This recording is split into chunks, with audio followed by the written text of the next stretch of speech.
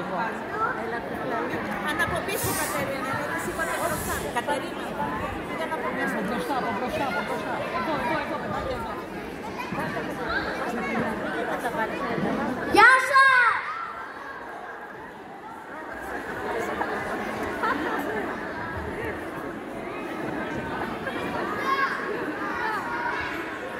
Εμείς είμαστε οι φοβεροί ναύτες, δηλαδή οι μαθητές του Captain Jimmy. Τι θέλετε να μάθετε, ποιος είναι ο Captain Jimmy? Και βέβαια, ο δάσκαλός μας είναι ένας δάσκαλος διαφορετικός από τους άλλους.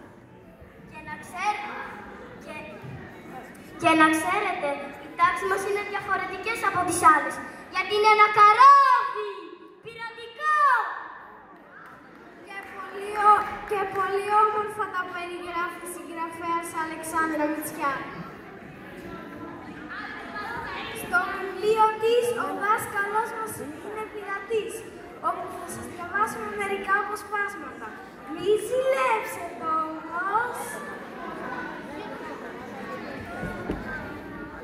Το καράβι μας είναι ένα ισπανικό γαλιόνι με πολύ υψηλά πανιά.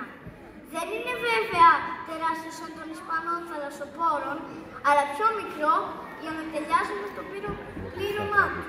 Το πλήρωμα είμαστε εμείς, όλοι κι όλοι 24, μικροί, αλλά όπως λέει ο Captain Jimmy, θαυματουργοί. Κάθε πρωί, πριν ξεκινήσουμε το ταξίδι μας, ο κόσμος έξω από το παράθυρο μας φαίνεται ίδιος και απαράλλαχτος. Μόλις όμως σηκώσουμε την πειρατική σημαία, εμπρός γενναίοι μου, ξεκινάμε! Και εμείς ανοιγόμαστε στα βαθιά και ταξιδεύουμε πότε στη Μεσόγειο και πότε στους μακρινούς και άγριους ωκεανούς. Κάποιες μέρες όμως η κακοκαιρία και οι φουρτούνες δυσκολεύουν το καράβι μας. Τις προάλλες, για παράδειγμα, τα χρειαστήκαμε για τα καλά, όπου ο λαμπρασιασμός σήκωσε κάτι κύματα βουνά.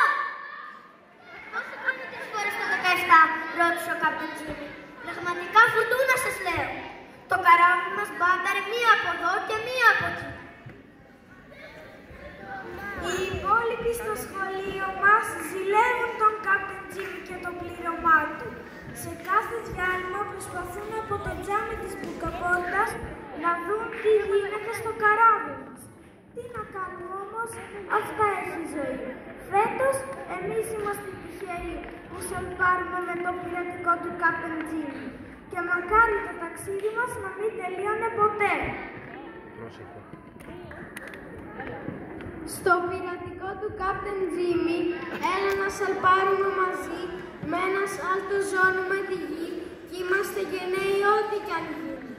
Με έναν καπετάνιο σαν κι αυτόν, οι φουρτούνες μοιάζουν παιχνιδάκι. Βάλε μέσα του κόσμου το δισάκι, έναν Captain Jimmy για οδηγό.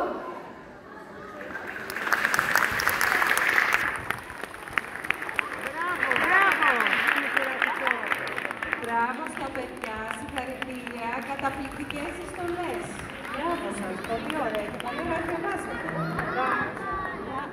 Λοιπόν, στη συνέχεια...